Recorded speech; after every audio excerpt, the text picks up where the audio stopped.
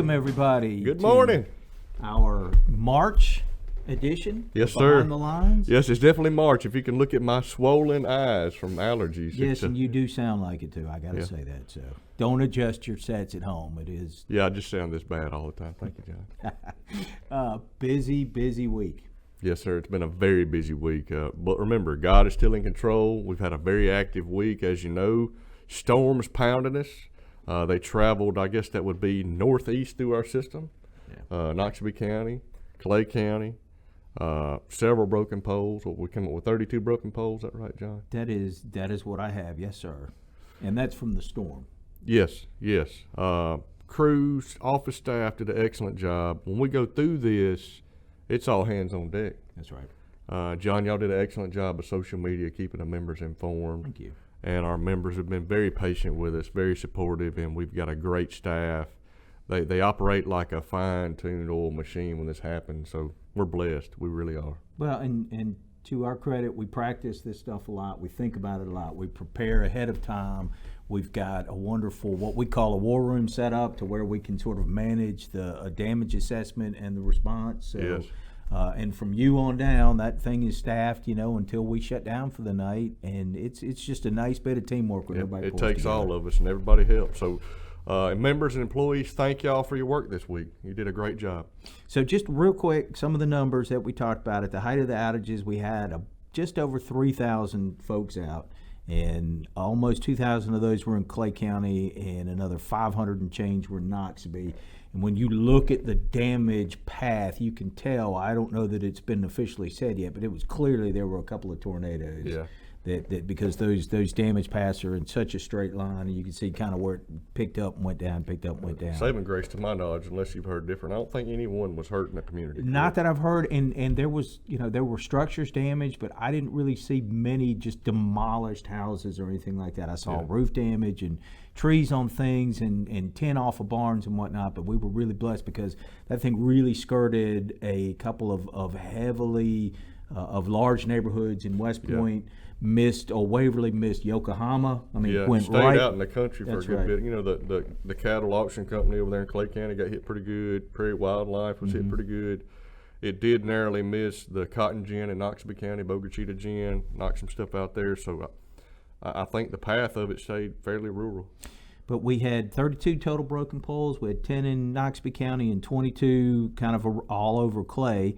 And we were on pace to having everybody restored then Wednesday afternoon until we had another incident. Yeah, the next morning there was a large vehicle teardown on Highway 45 that broke 9 poles. So, when it rains, it pours. We were almost done and then had to shift gears, but the guys still did a great job. Wonderful job. So we were all back up on Thursday afternoon. Everybody was restored.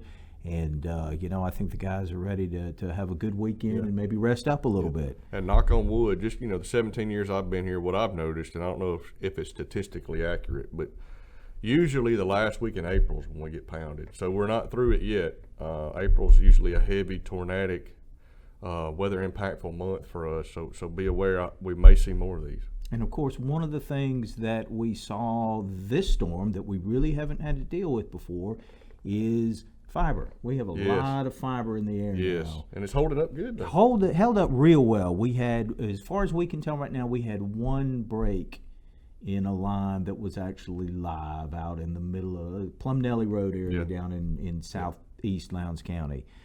And we had our guys out there splicing that, and they got that back up. So we had a lot of fiber on the ground, as you would expect with poles broken and whatnot. We had a lot of fiber holding some trees up, too. That's right. So we found out that fiber is truly resilient as far as the actual mainline fiber itself. And so we're really encouraged by that. And, of course, the response, this was probably one of the biggest or the first really big storm that we've had where our electric linemen were working with our broadband side to rehang fiber and do some of that stuff. So that's all seamless. It's all working great.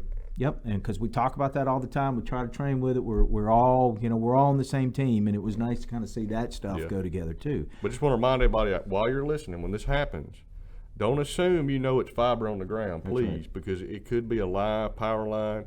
Stay away from all the lines you see down and contact us. That's right. Just give us a call. and let us know that there's something down, and we will absolutely send somebody out as soon as we can to take a look at it and take care of it. And that's actually a good spot to remind folks that please make sure we have your updated information. Yes. That is how we know that you are a member. That is how we tie you into our outage system. And so when you call from a phone number that our system recognizes that we've got in our system, then you get pushed through the system so much quicker and so much more effectively than if we don't know the number that you're calling from. We really saw it a few years ago. So, a lot of people are transitioning away from the landline to cell phones, and they had their landline associated with their electric account. Our system is so automated now, it recognizes your phone number when you call in, when you're trying to report an outage. So please reach out to us, update those numbers. It helps storm restoration efforts immensely. That's right. And so even on the back of your bill, if you're writing a check and sending it to us, you can fill in some information there and just let us know to update it or give us a call. Great point, John. So talking about fiber again, we've got some big milestones coming up. Yes.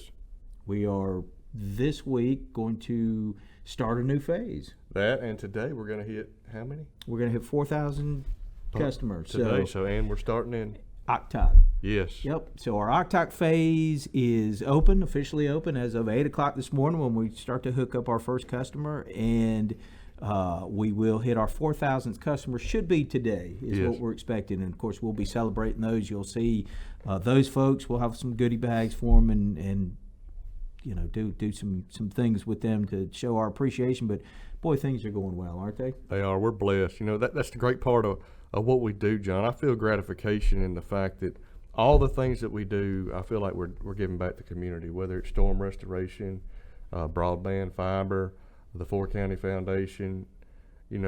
Our mission is to improve the quality of life of all those that we touch. I know I say it a lot, but it's what drives us, and I think it aligns with exactly what we're doing. It's great, and the response is just overwhelming for folks. It is. We have a great team, all the way from the members to the employees to the board of directors. It's just a great place. And everybody is assuming extra duties, working hard, and doing it with a smile on their face, and it is a pleasure to come to work most days. Most days.